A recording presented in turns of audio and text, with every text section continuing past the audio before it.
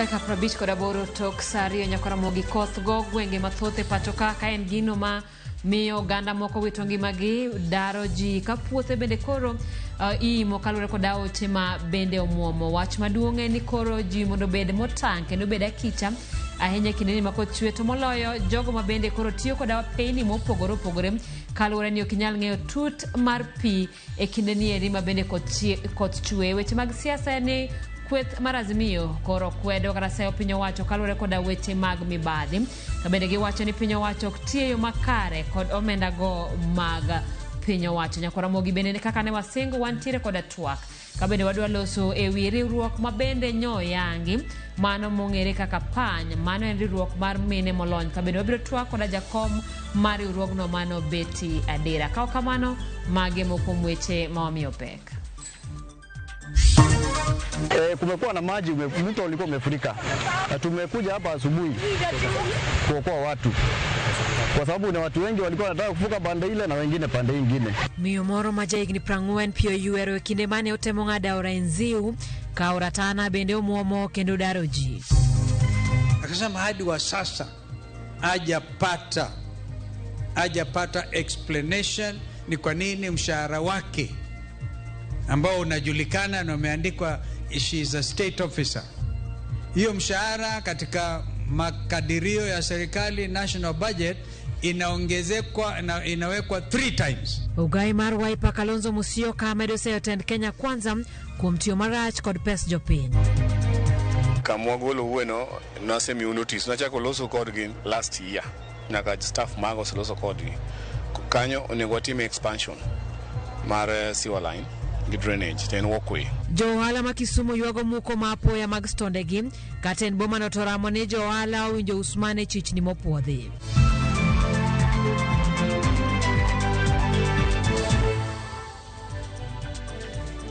Nyakoromogi parni kaka pile nyalo tudri kodwa ne bomar ote machua karia deka uchiel nono kao kama tudri kodwa mbui mag oganda kama otingo Twitter, otingo Facebook, otingo YouTube mano Ramogi TV. Nyinga Simfrozo Kinda jaloko marwa Wilson Ochuka. Miyo moro ma jahigni 40 mawuok Waita Mwingi Central Sub County no yuergi pia aora Makivu kanere kong'ada aora no Otieno Manyoro kalure kod koth mapek mano medo pia aora no. E kaunti ma Kiambu yore wuoth no ng'ikore to koth mapek muko lalo matudo kar chung'od bura Mathika kod mano Majuja. Jopur kod oganda e counties mag Garissa kod Tana River bende koro kwano lala toka aora ma Tana River muomo kendo imo puothe gi ute moko mag jodak. Waranga ni midhiero mathoth makoth medo kelo. Kodhiamo mapek pod nyime kod goyo gwenge mopogore opogore pachuka. En gima oserocho chenro mag yore wuoth kod ohala e bombe ka koro jopur bende wito chambgi kalure kod oula mapek ma kodno chwego. Miyo moro ma jahigni 40 mawuok Waita Mwingi Central Sub County no yuergi pia aora Kivu kaneri kong'ada aora no Otieno Manyoro kalure kod koth ma bende koro miyo pi omedore aora no. Wachnyo yang kod ospidi ma Mwingi Central Abdul Malicha. Jowuoth manowuok Mwingi kod Nguni kochomo chiro Manu nokwamo kuom seche ma aboro ya aora Nziu kalure kod koth machwe mano chwe otieno ka giseyo piny owacho kuom rem gero lalo e wi aora no. Tangu asubuhi kumekuwa na maji, mto ulikuwa umefurika.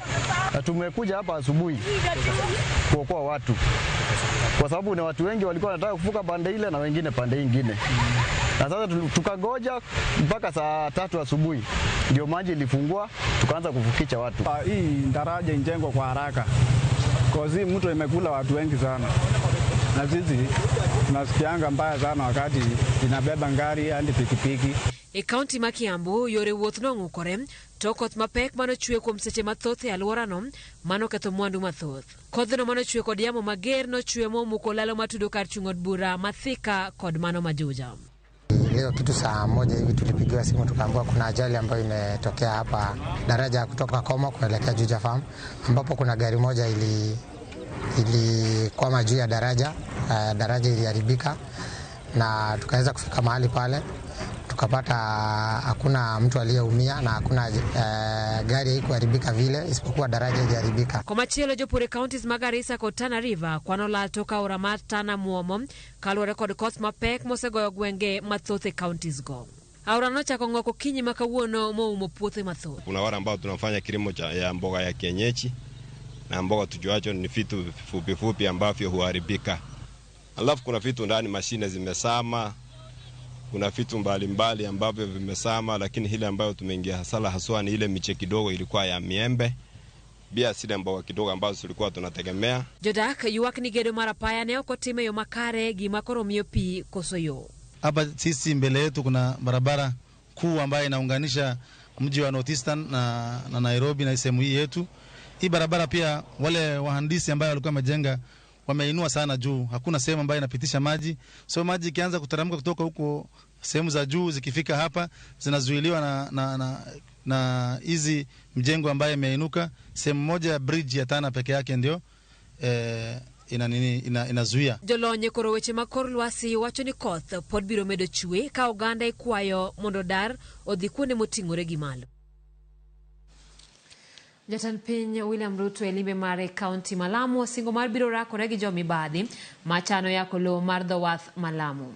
Jatend piny kawuono ne ochopo odiochieng' mare mar 4 e limbe mare e gwenge ma kadho wadh Nam Chumbi. Andrew Ndego nigi ler mathoth. E kinde chwalo limbe mar ndalo 4 e gwenge mag dho wadh Nam Chumbi, jatend piny William Ruto golo siem mager ne oganda madonjore gi wach lo mar dho wath Malamu ka oluwo ni serikal biro kaonegi okang' ma owinjore. Kuna watu wamekuja kunyemelea shamba ya port hapo, karibu ekari 5,000 wamejaribu kugawana. Hawa watu na watuma kwenu, muambie watoke kwa hiyo shamba haraka. Shamba ya serikali haiwezi kugawanywa na wananchi na watu binafsi, sijui ni mabwenyenye, watu wazito. Tutapimana na wao kwa uzito, na mali ya wananchi itatumika kwa manufaa ya wananchi wote. Mpango ya kando haiwezekani. Maneno ya ufisadi, mambo yao ni matatu. Niliwatangazia mapema, hakuna maneno ya ukora, wafisadi, watapeli, hawa wote wapotee.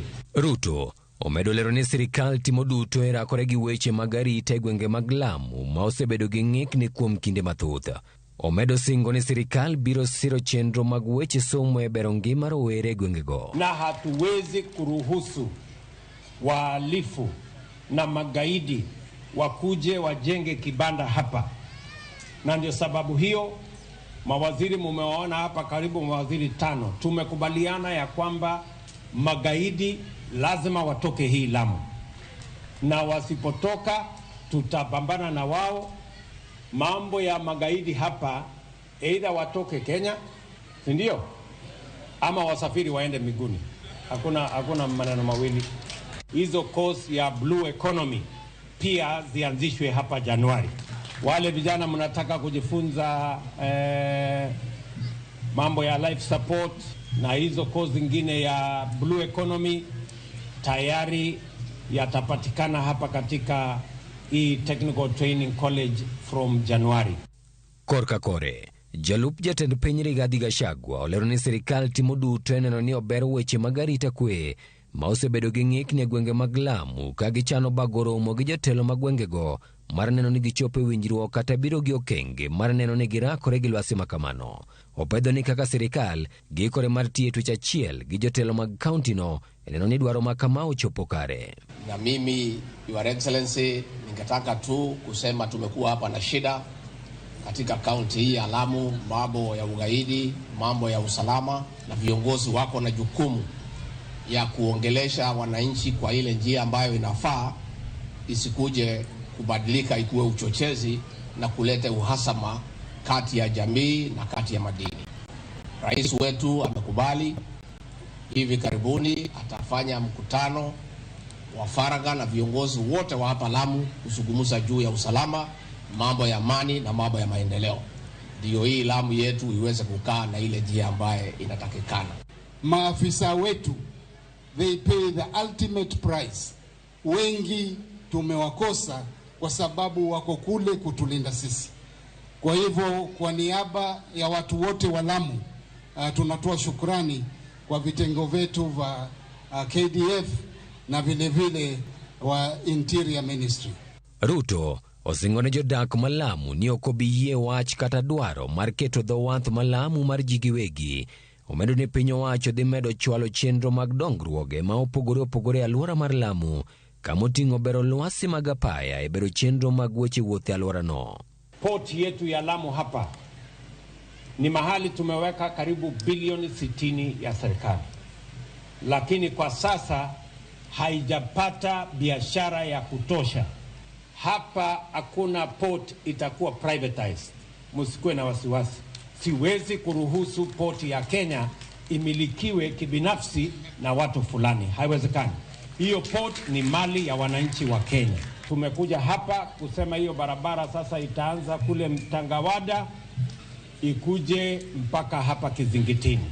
Kilomita 13 ya kwanza, milioni 700 tayari tumepanga. Andrew Ondego, Ramogi TV. Erokamano Andrew Ondego kuom lipodno. Kawadhi nyime ni ogai maduong' bura mar Wiper Kalonzo Musyoka okwayo jood bura mag Azimio mondo oket piny owacho mar Kenya Kwanza tesre ewi ka gitiyo kod omenda mag jopiny higa achiel kende bang' kawo loch. Jood bura mag Azimio bende oramo ni idho malo e nengo ngima ema nyaka mi pek e kinde ma komiti ma twak dhi golo ripot mare tarik 22 dwe ni. Chris Owino nigi ler.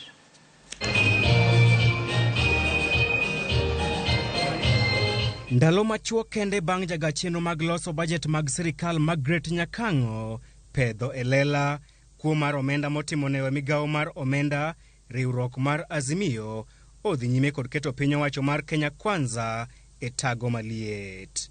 Ogai ma duond bura mar Wiper Kalonzo Musyoka oseyo piny owacho mar Kenya Kwanza kuom yoko omenda mag jopiny higa achiel kende tok kawo loch e kinde ma jopiny to gwonyore gi pado.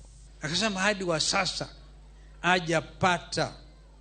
hajapata explanation ni kwa nini mshahara wake ambao unajulikana na umeandikwa she is a state officer. Hiyo mshahara katika makadirio ya serikali national budget inaongezekwa inawekwa 3 times. Na analipo ule wake 2 times hiyo mshahara yake inaenda kwa wengine. Sio yeye peke yake. Kalonzo mane otelo ne jotelo mamoko mag Azimio e nyasi mar choko omenda ne kanisa mar Joadwen ma Umoja to e buore Nairobi onyiso jood bura mag Azimio mondo ket piny owacho mar Kenya Kwanza tesre ewi kuo mar omenda mag jopiny. Azimio leaders in parliament, please stand up with all the authority and the mandate given to you by the people of Kenya, by your own constituencies. At the county level, kama Senator Sifuna, vile ameongea mpaka everybody knows who Sifuna is. E kinde romo mare kod komiti matayo twak e kind Azimio kod Kenya Kwanza, chieng' tich adek jumani, Nyakango ne oyango kaka osara mare ne omed nyadidek kod migawo mar omenda e report margi, gino mayango kuom goyo tach e sirikal. Jameni, don't let down the gauntlet. Musilale. Because we are now talking of less than 3-4 years. Imesalia miaka zaidi chini ya 4 years. Kalonzo bende onyiso josiasa mag Azimio mondo chiew enendo mar keto piny owacho mar William Ruto e koke ewi mano ma owacho ni kampen mohiu mag yiero mar 2027 ma Kenya Kwanza osechako goyo. Ukiangalia kila wanalofanya wana campaign for 2027. Si ni kweli? Kila wakienda hata Malukia akija, mfalme akija, it's part and parcel of what they want to do. They use it, and we know maybe it is legitimate on their part. Therefore it must be, tukiongea timu yetu ya Azimio, wachane mimi tuongee na kina Ichung'wa na nyinyi muende kazi. Sio kulala. Are we together? Josiasa mag Azimio onyonore ne idho malo e nengo mar ngima ema nyaka mi peke report mar kweth Kalonzo Musyoka kod Kimani Ichung'wa. Under your leadership, up to now, there are those students who have never reported to the universities kwa sababu mama zao wanauza mboga, baba zao wanaenda kwa mjengo, hawawezi pata shilingi 1,300 kupeleka mtoto shuleni. Kwa sababu hii serikali iliongeza karo ya shule. Hawa watu wa Nairobi wamesema mukileta hiyo report mimi niruke page zote niende direct kwa page ya unga. Na wameniambia hawa watu nikisoma hapo kwa hiyo page ya unga na nikute hakuna kitu mumefanya kuhusu unga, hiyo ripoti ikikuja bunge niangushe. Si mumesema hivyo? Komitino geno golo report margi tarik 22 dweni kendo miyo jatend piny William Ruto kod ogai mar Azimio Raila Odinga motelo ne pedho report makamano e od bura. Siasa mag gwelo jal madhi ting'o bendera mar Azimio e yiero mar tend piny kaachiel gi mano malaro kom gavana ma Nairobi bende otimonewa. Who were keen listening to His Excellency the Right Honorable Raila Amolo Odinga, describing the person and character of Stephen Kalonzo Musyoka. The only word that Raila did not mention was that this is the next president. Sisi watu wa Nairobi tuko tayari, na wakati wake ikifika, mimi na ndugu yangu hapa Babu Owino hatutakosana, tutajua nani atachukomboa Nairobi, na hiyo tutaenda mbele pamoja.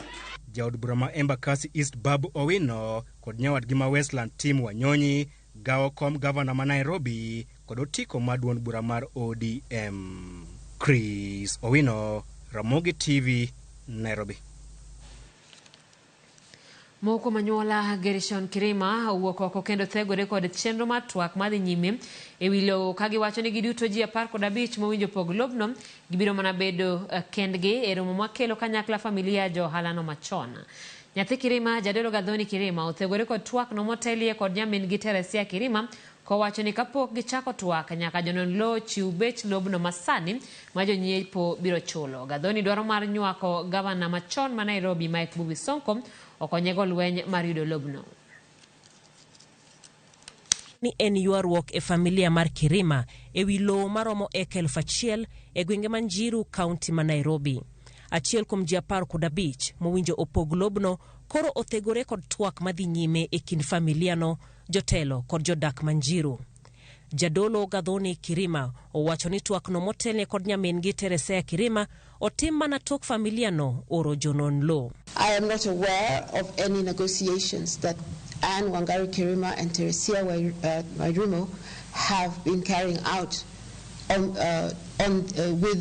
with people who are in Jiro, but I like to clarify that if they are doing so, they are not doing so on behalf of the beneficiaries to whom the land is vested by way of a high court order. Gadhoni wacho ni weg lobno 15 duto biro loso gin owuon tok jonon lo chiwo bech lobno komedo ni gibiro mana use kaluwore koda nengo lo masani. These are people's lives we're talking about, but at the same token, this is our inheritance. So that's why I mean we need to try and come to a win-win solution. But essentially, we must all adhere to the law. Kokalo okil mare, Gadhoni owacho ni gibiro tiyo machiegni kod mane en gavana machon ma Nairobi Mike Sonko mar yudo ratichgi mar lobno Manjiru. Because he has resolved the other cases, similar cases in Mombasa, Waitiki land, this was South B land, and even the Chike Klima land in Parklands. En bura mosewinj kuom higni mathoth ka doho nong'ado bura ni lobno en mar jasiasa mosenindo Gershon Kirima. Doho omiyo chik jogo duto modak e lobno mondo owuogi kachop tarik 31 dwe mar 12 higani. Jailieta, Ramogi TV. Riwruog Gavanas COG kod mano mar lakteche pacho ka KMPDU ochopo winjruok ewi chenro mar medo lakteche lemo e counties. Kamano bende Gavanas osingo mar keto omenda thenge budget mekgi mar konyo ndiko lakteche kod jolony mamoko e sekta mar thieth. Ma otimore tok romo mar seche 3 kamoting'o jakom weche thieth e riwruog Gavanas mabende en Gavana ma Tharaka Nithi Mudhomi Njuki kod jagoro maduong' mar KMPDU Davji Atela. Issues of NHIF within the county, or we call it insurance, and the county has taken an undertaking. They're going to make sure that all these healthcare workers and workers within the county are able to access the care. And with the bigger approach that we have had today is not only on the health workforce. The county also is looking into how to invest better to have the wananchi of Tharaka Nithi actually seek care within Tharaka Nithi without really overlying into other places. With this aspect of dialogue, given that he's also the chairman for Health Committee, we see to it that this issue of health workforce, this issue of commodities, if it's implemented here and copied to other counties, then indeed the idea of universal healthcare can actually be achieved. We have harmony in how we shall implement the promotions of health workforce, and also we have asked on our part that they need to continue talking to their members who are the medical doctors to continue upholding professionalism at work. It does not make any sense promoting a doctor because they can pay you, we have a good relationship, and this doctor spends most of their time away from the workstation. It makes no sense. Wadhi kaunti ma Kisumu kama moko kuom johala maloko edinga paya alwora mar kar yudo thieth Master ibo ma Kisumu koro kwano lal ma wiyo yugno kalore kod muk mano timne stondegi mag uso gino mowegi kod lal mag mwandu ma kwan gi odhuro. Millicent Adhiambo miyo waler. Okinyi kar saa 3 mar onyango.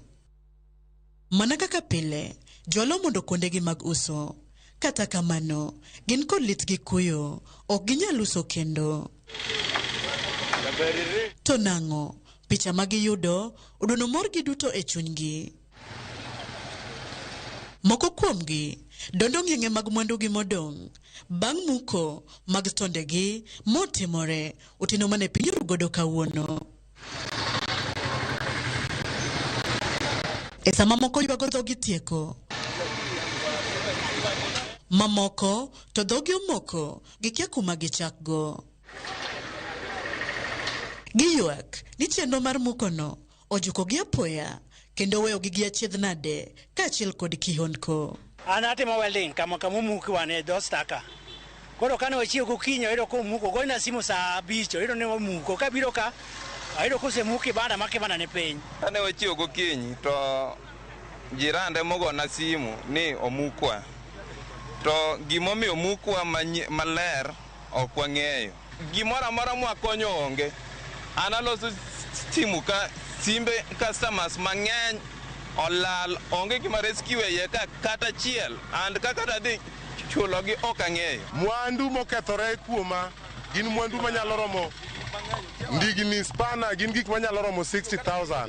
Giseyo tend kaunti ma Kisumu kuom koso miyogi notice moromo. Saa uchiko thiena winjo kogo sim ni osemuk kama watie town bila notice mora mora momiwa nwadar kama onge gimomiwa wan gi bira tero gimuko kwa biro gik moko kethre gik moko lal kora wuoro sana ni to be wan jo Kenya ma wan mana joma nogo kura e kaunti mar Kisumu kae to wan e asla be machandre to wan piny tidwoko wa piny.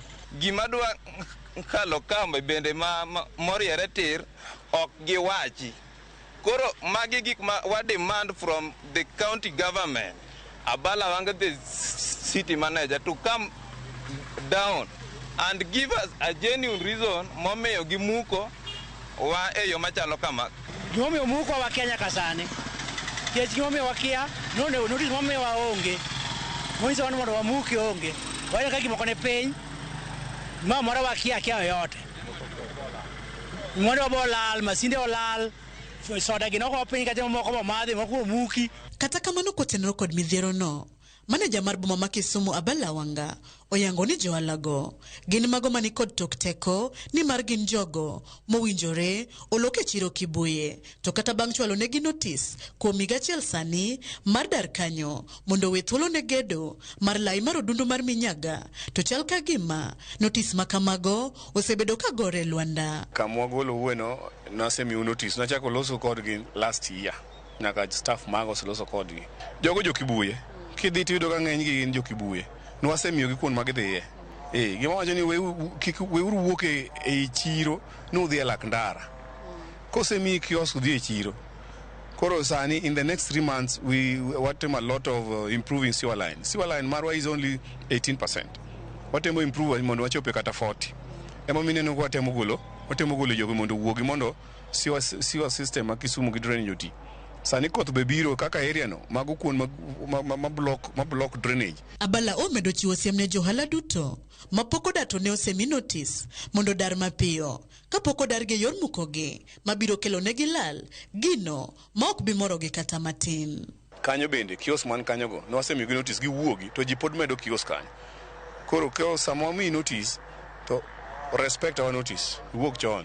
Nikech koro bro chopo kuma koro wagoli by force. Ikwayo johala duto mamedo chugo stonde dinga peyni kod mago ma ogedo kuonde mowinjore omuki mar gero lai mar odundu minyaga mondo dar mapiyo ni mar okang' makamano mar muko biro dhi nyime juma manyien kuma ibiro tim muko e lora ma Migosi kod Lolwe. Millicent Adhiambo, Ramogi TV, Kisumu County. Jatend migao mar alwora Soipantu ya oyangoni gichano tengo odiochieng' achiel ma Jo-Kenya duto biro dhialo e nyasi mar pidho yien e pachoka kaka yorno maneno ni ochop lek jatend piny William Ruto ma dwaro pidho yien e bilion 15 e alwora ma pachoka. Kane giloso seche mane en kaachiel kod jatend migao mar tudruok Eliud Owalo gi nyawadgi Florence Bore mar weche tije olimo kar tiegruok ma Siriba Maseno giyango ni ber alwora e yor pidho yien en ting' oganda duto. Kendo odiochieng' nyasi mar pidho yien no uyiene ng'ata ng'ata limo kama chunyo yiero mar mondo mi opidh yien. Gijiwo ji duto mondo nywak lwedo e chenro mar pidho yien mondo alwora obed majan kaka dwarore. Whole government approach. That is why you see me here with Waziris here and Professor. That is why you should have not asked Owalo what he is doing, pulling women together to plant trees. We are doing this in a whole government approach because my ministry is only a coordinator. The ministry cannot do 15 billion trees. I am depending on individual Kenyans, including children, because we can train our children to plant trees. We will be having a national day set aside, gazetted, not a holiday, but in this short rain season, for every individual Kenyan to go back to their place of choice and do what they have to do in contributing to the 15 billion trees. And we are looking forward to planting trees. Let it be an initiative. You, the youth, be our champions, even at home. Be able to tell your parents, your siblings, that it is important, and you give them the importance of planting trees. The onus should be on all of us in our individual capacities, starting with the students. If Madam Soipan has got the target of 15 billion trees, all of us as Kenyans must have a contributing component. Ramogi wako hiyo mokwongo chenro mar Oimore ka beda somo moko kuom ote ma wuoro Ramogi TV Wasonga Steven kowuok Osogo kwa Buai neno makare ka wan gi minot mara erokamano Ramogi kwa hai maber ne St Monica Bondo kosie moko tene gi Brandy Steve mar Nyamasaria Ramogi TV ma wino janabi kanyo yani Masai kakara ikruok mane sirikal timo gi pesa mane sirikal kano ne kot mar El Nino gitimo nade kakoro sani MP osechako nego ji aworo sana wach koth mahinyo oganda an mabelo kamano wadhi e duka matin waduogi weche mathoth.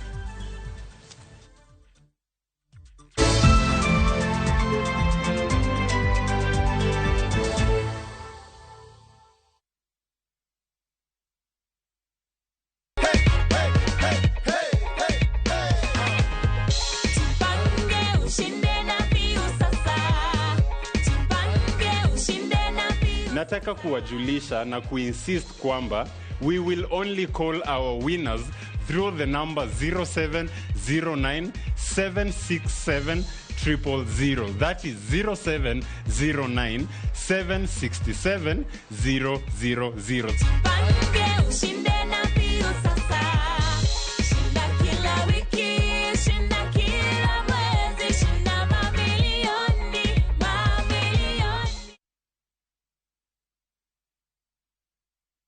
Book your festive holiday Navview Travel. 3 days Masai Mara from 15,000 Kenya shillings. 3 days Amboseli, Samburu, Saba from 30,000 Kenya shillings. Coast Self-Drive from 14,000 Kenya shillings. 5 days Coast SGR from 45,000 shillings. 5 days Coast Flying from 72,000 shillings. 5 days Dubai from 800 USD. 5 days Zanzibar from 940 USD. 5 days Thailand from 1,550 USD. 8 days Singapore and Malaysia from 2,450 USD. Book a group and travel free. Call 0703-254-254 or book online www.viewtravel.com.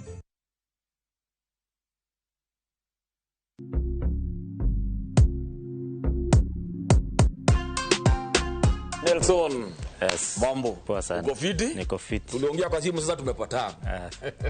Unasikiaje uko na 2 million? Nimefurahia sana. Sasa niambie uliendaje ukachambua magame? Juu yako ni ya sportsbook. Niliangalia leagues zile ziko zinaendelea. Then nikaenda league per league nika distribute risk. Kwa sababu niliona kuna places mingi unaweza betia. So nika select 22 teams. Nikakuwa na hiyo patience. Kiwa nimebakisha wiki kama moja like 10 teams. Ndio niliambia mwenzangu wa colleague kwa kazi.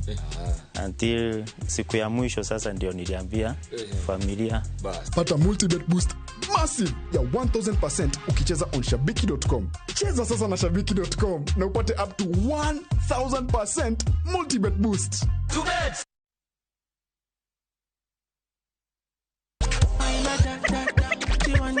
The party's on.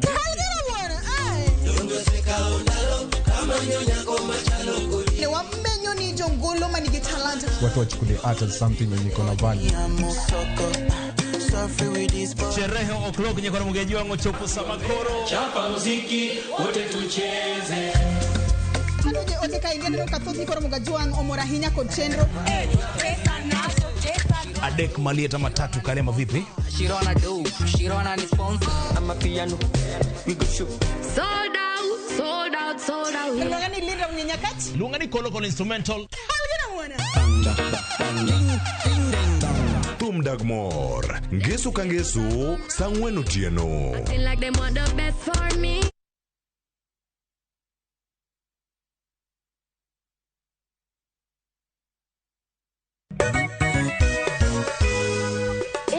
Mawamiyo Nyasaye duong' kendo wagonero kamano kuom mago mosetimo. En sama kare ma wayudo jip kod gweth koa kuom jotich Nyasaye mopogore opogore. Bang' mano wabedo kod bands mopogore opogore mamiyowa wende mag pak. Nyithindo bende ok wawe oko ka giyudo thuolo mar jiwo jowetegi. Wabedo kod thuolo mach walo injili gi wende mamit mag pako Nyasaye. Jower mag injili bende ok wawe oko kama giyudo thuolo mar pako Nyasaye kod wende mag pak. Bende wabedo kod thuolo mar winjo neno kachiel kod twak ewi weche mamulo ngimawa kaka jokristo. Tudri koda Androda Nyarko Kitmo. An Ben Otiende. Kod an Ken the Chwale. Injili Kalo. Jumapil ka Jumapil, saa 12 okinyi. Mane Ramogi TV.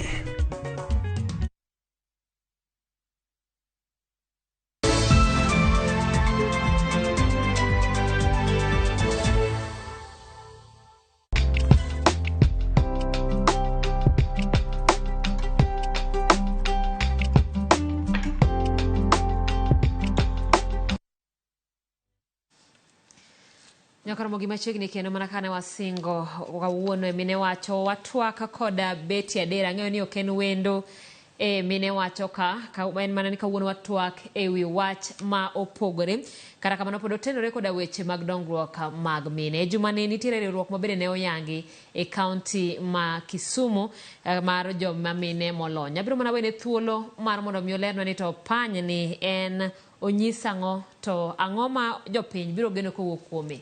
Oimore ahinya beti adera kendo arwaki ni machiegni studio. Erokamano kuom chopo e wang' sa. Erokamano ahinya Simfrost kuom rwaka e studio kawuono kendo erokamano maduong' ne leadership jotelo mag Ramogi TV mar luongaga mara kwa mara mondo wabi watwak gi jopiny kendo wapuonjre.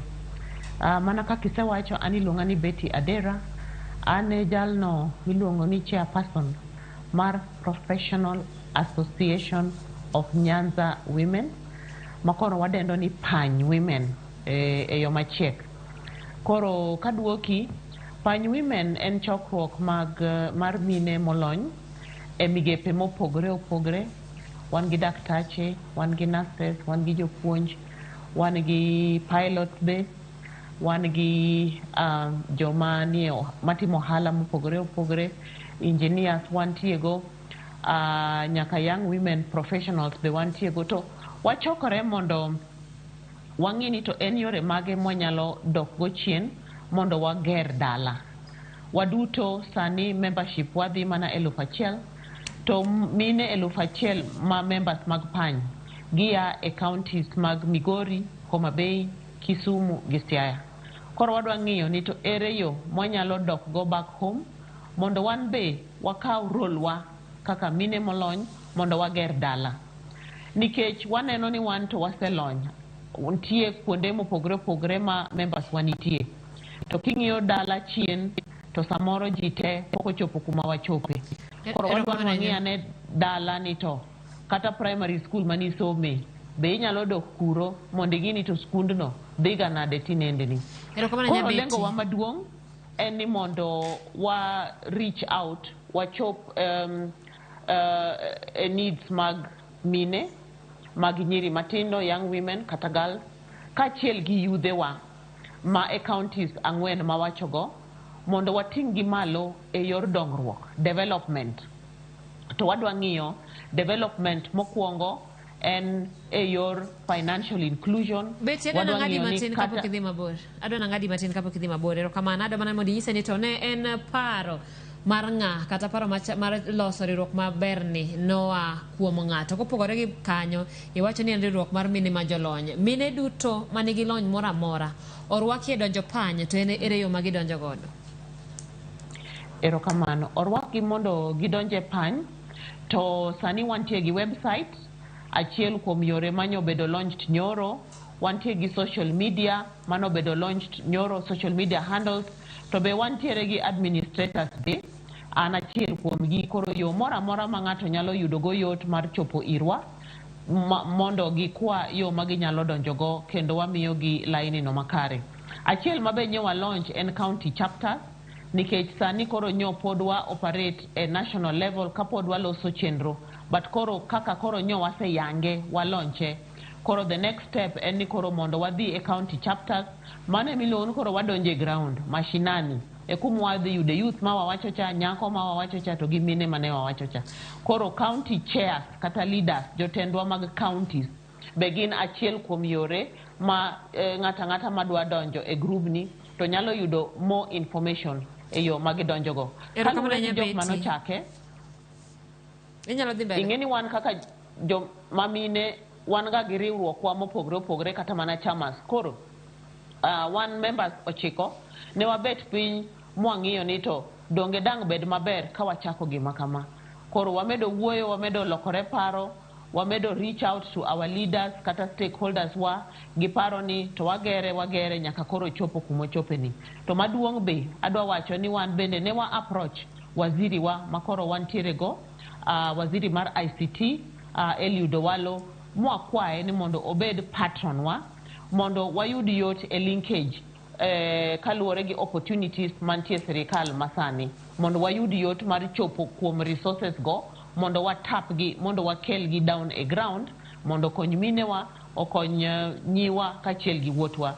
To wan be kaka professionals, wabe wan mana gi networks wa e Kenya ka kachiel gi international, including diaspora. Wan gi members be ma ai diaspora, ma bende gin part of us, ma watudore go mondo koro wang'ini to ere yo mwanyalo konyogo jowa.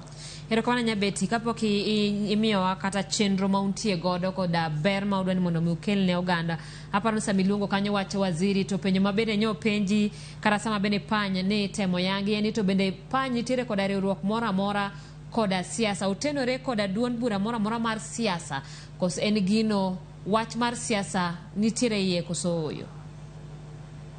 Koro pany women wawacho ni en non-political.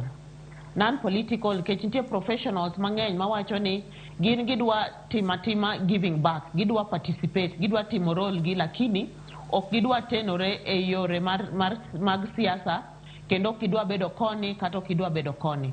Koro wawacho ayanga ni pany women en platform moyaw ne ji te, to kata bed ni ne siasa koni kata koni, to sama ine pany kanyo to ok wayie ni wacho wach siasa, wawacho mana wach development, nikech miyo manie community madwaro kony kata youth manie community madwaro kony mar school fees okodeo ni school fees ni dhia e mrengo mane koro kadwoki pany women is non-political. Ero kamana ahinya inyalo mana dhi nyime mondo inyiswa ni to ageta maru chalo nade chenro ma un godo ahinya nitiere midhiero mathoth ma oganda ma Nyanza kaloe unyalo mana nyisowa ni to umiyo pek ang'o kata midhiero mane mudwa ni mondo mi uchak godo. Midhiero mokwongo modwa deal go en dhier. Challenges ma wan go te luorore kaluwore gi dhier kata janyuol mokoso school fees mano en mana dhier. Janyuol mokoso chiemo ne nyithinde mano en mana dhier. Koro wadwa ng'iyo ni to gin yore mage mwanyalo chopogo ir minewa matimo ohalni matindo tindo mondo wang'e ni to ere yo mwanyalo medo miyo gigo puonj aito walink gi bende resources manitiere ei sirikal kachiel manitiere be out there nyaka international mondo giyud yo magiyarogo ohalni matindo tindo magitimo mondo koro giwuoge timo ohala mathiso thiso gidhi ohala mamalo. Machielo wadwa ng'iyo ni to wan ka gi nam lolwe blue economy. Sani weche mag blue economy en wach maduong' to kanyo emiyudo ni kata joma mine ok dhi lupo lakini sama rech owuok makoro gowo tiyudo ka kanye kuma ng'ama miyo chako go to waneno ka gin gi dhuluma mang'eny kanyo seche moko imayogi seche moko ntie weche makendo koro ketni nyaka gitim eka giyud kaka giloko. Koro wadwa reach out to stakeholders te manie blue economy mondo wang'e ni to gin yore mage maginyalo medo tudorego gi minewa gi yudhewa kata nyiri manie space no. Machielo en smart agriculture. Watimo ga pur e yore mopogore opogore kendo wapuro cham mopogore opogore. To sani wang'iyo kaluwore gi teknolojia manitie ni to kata in gi puodho matin ere yo minyalo tiyogo gi puothino mondo iyud cham kata mazao mang'eny mohingi chamo ma iyudo kata kaka iuso mamoko. Machielo be mwadwa ng'iyo en yor somo. Wayudo ni nyiwa mang'eny kose mako iye monyuol owe skul koro dok e skul betek to kata kiwe mano kata nyiri gi yawuoyi mochopo kata mana e secondary kata mana e university kata mana tertiary institutions iyudo ka ng'eny gi kaluwore gi dhier oriek oseluonge institution to koro konyal tieko nikech school fees otamore. Koro wadwa loso kiti mar scholarship fund ma wadwa ng'iyo go ni to gin yudhe mage to gin kanye mondo wa meet gi kuma koro giremie mondo nyathi manyako mawuoyi kik drop out of school nikech school fees. Machielo en yore mag health kaluwore gi yore mag mine sexual reproductive health maternal health to kendo maduong' en weche mag climate action alworawa environment wa wadwa tudore gi sirikal kachiel gi migepe mopogore opogore e yo mwanyalo pidhogo yiende 1 million trees every year moa e lwet pany koriwore gi migepe mopogore opogore. To mano watimo kendo ken mana ni pidha yien luwore wabro kelo nyaka puonj ne mine ne yudhe ne jopiny ni to kipidho yien ere ber ma gini kelo to gin yiende mage minyalo pidh kanye to bende wanyalo siro pidho fruit trees makoro bedo tree okonyo e rito environment to bende inyalo yudo gimichamo kata matunda ma nyithindo chamo mondo afya gi odhi. Koro sani wantie gi stakeholders mang'eny makata kawuono ne wan e day 2 mar launch to day 2 kawuono ne wadhi Maseno University kane koro wapidho yiende 1,000 odiochieng' ma kawuono kende. Erokamano Nyabeti, aparo ni chenro mar ariya ma bende lerona omulo gik mathoth ma bende midhiero ma ji mang'eny kale kata alwora mar Nyanza kende. Taparo ni penjo maduong' mantiere pach japiny en ni king'iyo weche mag climate kata kor lwasi sani ineno ka bende koro gwenge mopogore opogore midhiero sichako chopo. Nitie jomisombo gi pi gidwaro ni mondo konygi. Nitiere nyithindo ma bende sani okwamo ni wach school fees. Nitiere joma tuo ma king'iyo pile ka pile tichango pesa mar tuo ma bende mon mondo mi okony ng'ato dhi othiedhrego. Penjo maduong' en ni to ka ng'ato dwaro kony kuom pany ere yo moluwo to ponono ni oluwo yorno kaka asewacho ni oganda mathoth nigi midhierogi ere kaka pany biro neno ni okonyo ng'ata ng'ata ma ayiera ok ochopi kata kweda kalore kumiaye kata ng'ama ing'eyo. Mokwongo nasewacho ni focus wa en counties wa ang'wen ka Migori, Homa Bay, Kisumu gi Siaya. Mar ariyo anwoyo kendo ni koro step mawadhie ka watieko launch manyo watieko kawuono, wadwa timo launch be mar county chapter. E county chapter kanyo koro bro bedo pany Migori, pany Homa Bay, pany Kisumu, pany Siaya. Koro ka in Siaya to wabro nyisi yo minyalo tudrigo gi team manie pany Siaya, okay? Manyalo mong'eyi, manyalo biro nyake dalani, kuma nyathini nitie, kuma jatuo nitie, kuma miyo ni nitie, ging'eyo. Ai to koro kaluwore gi strategic plan mabe wabro keto gi work plan e gik mabro timo dwe ka dwe, higa ka higa, nyaka higni 5 and beyond. Koro bro yudo yot mar mondo ng'ata ma koro dwa chopo irwa bro yudo yot mar chopo irwa. Ero kama na beti mana ka watieko inyalo mana lero na tie eno ote mane mabende intiere godo ne oganda kaluwore koda pa mantiere mana gi dakika achiel kende kinyalo tiyo godo e tieko ote mari. Ero kama na inya Simfros. Koro ne jokanyanam duto te, pany women en giru, pany women en marwa wate, pany women okodeo ni in ng'ama nade, in ng'ama ochung' kama nade kisiasa, in e din mane, ijahigni adi, iwacho idak e okang' manade. Ma en migao mobiro ne jite, to wasingo ni wabro timo karberwa mondo wachop wa meet the needs mag jok ma bro dwaro kony koa kuomwa kaluwore gi puonjruok koa kuomwa. Wachako step by step, one step at a time, to wan gi geno kata kuom Ruoth Nyasaye ni obro miyo wateko, obro miyo wa resources mondo watim role wa kaka professionals, women ma Luo Nyanza, mondo wating Nyanza wa malo.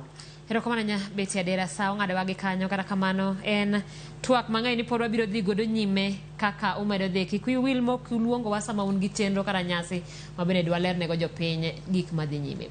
Nyakoromogi mano beti adera mabende en jakom mar riwruok mar mine molony mabende ne oyangi e gwenge ma Nyanza mana kaka iwinjo gin tie koda chenro mar ariya mabende pod wabiro medo twakie e Ramogi kae. Kao kamano wakawiyo machuok wadugi weche mamoko.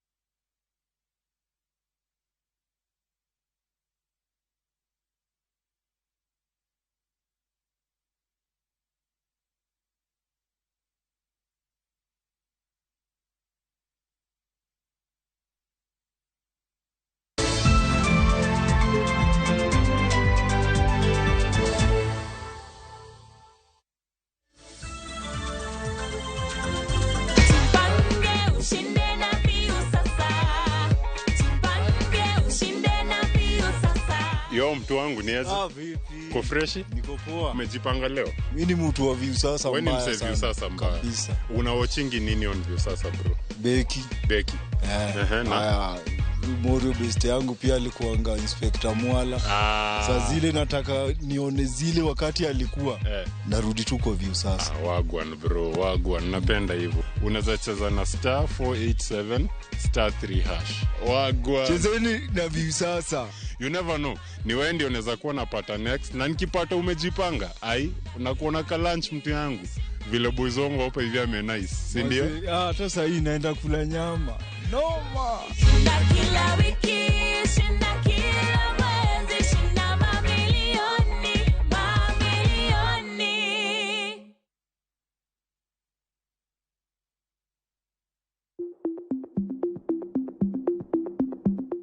Bedo ni ng'ato ni kod tuo mar kansa ok onyiso ni ong'adne buch tho. Lim od thieth mantie machiegni kodi mondo pimi kata timni screening. Oteni okelni kod Royal Media Services. We care.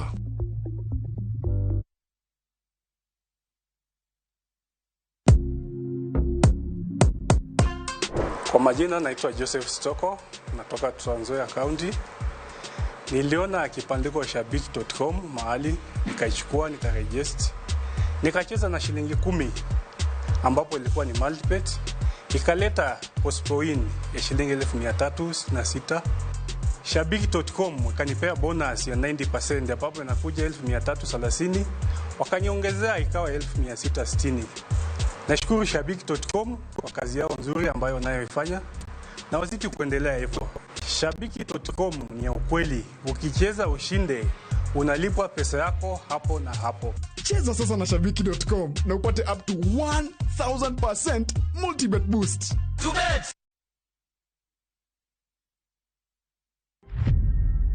E piny mahera gi gombo rome. Tokoro, wachulu isani atiniera. Ngato chamo hera. Manyo hera kod puonj maricho nochwale mondo otim yiero ma ok ni kare. Awiti. Koro mogik. Dala no nyaki donje. Kamano tipa. Adiera malich chako fwenyore. Na iwacho nango? Iwacho nango? Weche mopondo ketho ngimagi to kod udi ariyogi. Ni wake me a jechien. Kiyeti we me a jechien sawa. Anyango wicho laumele misani ga pax na sawa. Ichiong. Ne awiti ewi Nam Cinema Jumapil saa 2:15 otieno nyaka saa 4 otieno. Kik bai.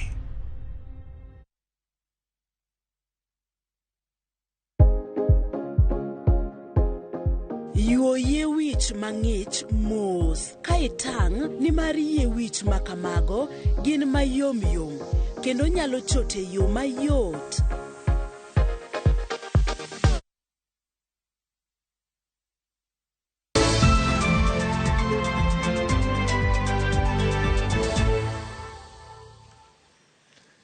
Machiegni kendo nyakora mogi pod wadhi nyime koda mi weche manyien lak sechegi ka jodak mar Amula gwenge magemo buogo mar bago ng'anyo kwedo kambi mula mar Shanta mageto tayo chenro mar kunyo mula gwengego. Jodago lero ni ne ok onyuan pachgi chenro makama magiluwo ni kide kelo negi midhiero mopogore. Jodago nobago wuoth nyaka e apisi tend County Masiaya ka gidwa twagi Gavana James Orengo yango luoro ni gidwaro margi kotenore gi chenro makama.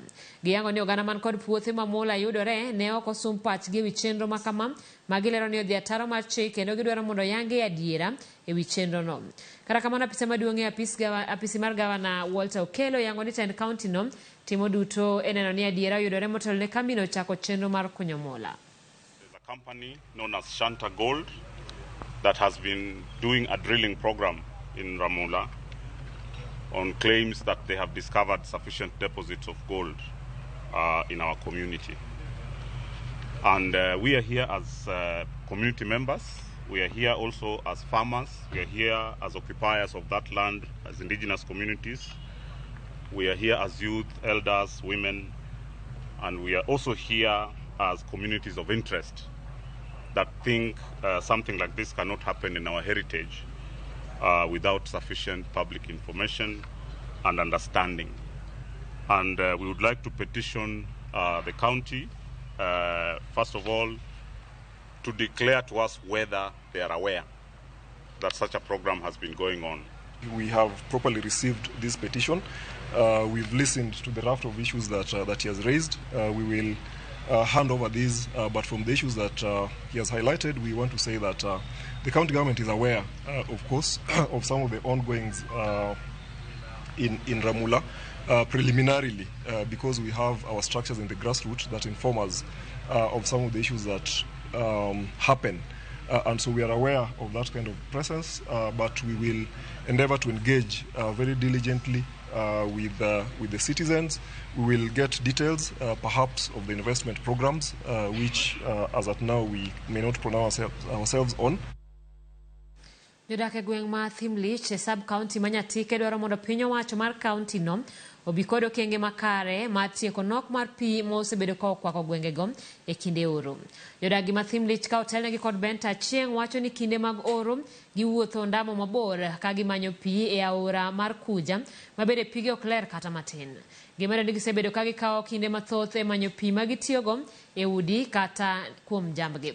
Kwayo margi en ni mondo piny owacho yaw mar Thimlich masani odinore mondo koro okun pi e kinde makoth chwe kaka sani.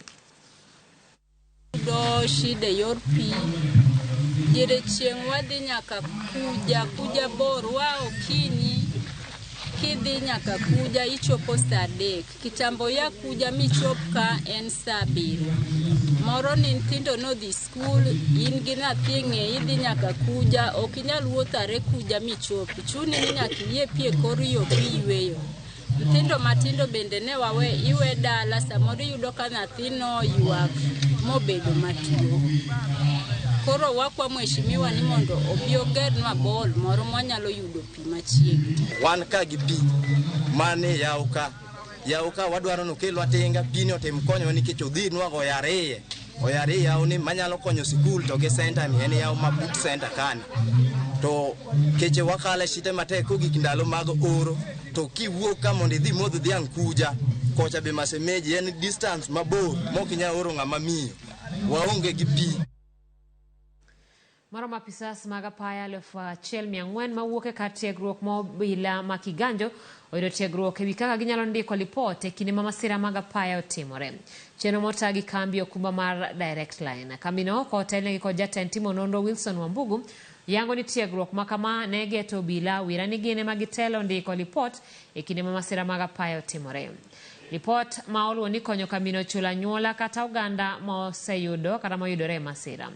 Olero ni gisebedo ka giyudo lipode mag miriambo ka tiegruok makamano dhi konyo e thiro lipode makamago kendo singo mar chwalo tiegruok makama ne riwruoge mopogore pachoka.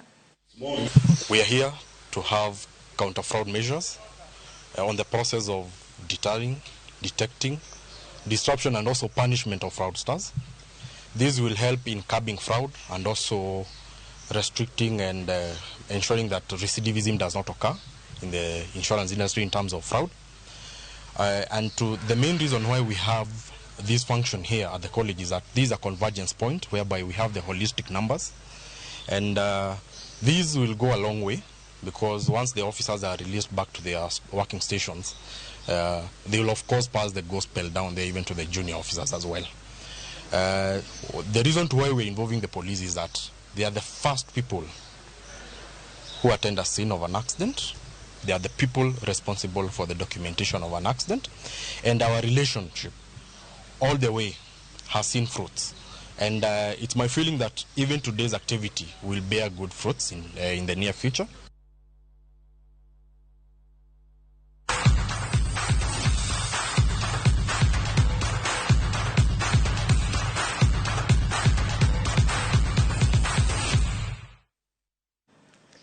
Ipautuke ni timu Atalanta FC kawuono loyo Sofapaka gonde 3-0 e tugo mar lig maduong' mar FKF Premier League. Kocha ma Atalanta Manoken Kenyatta onyiso mor mare gi loch makamano. Komachielo kocha ma Sofapaka Ezekiel Akwana ohum nono kowacho ni tugo makawuono giseweyo chien kendo giketo pachgi e tuke mabiro.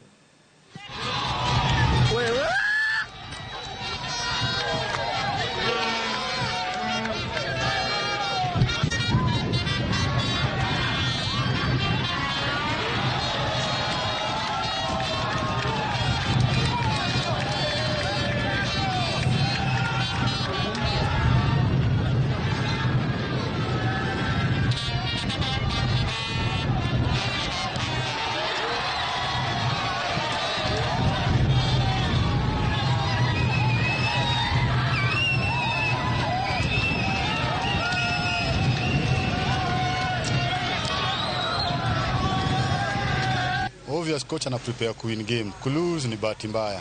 And sometimes shit happens. So unapata league is a marathon na hauwezi maliza lika uja lose game. So sisi kulose hii game hatuja lose, tumelearn something from game ya leo. I thank God for the win. We really needed it because we have won only 2 matches and we need also to step up because we were in a red line because the difference is just 1 point, 2 points.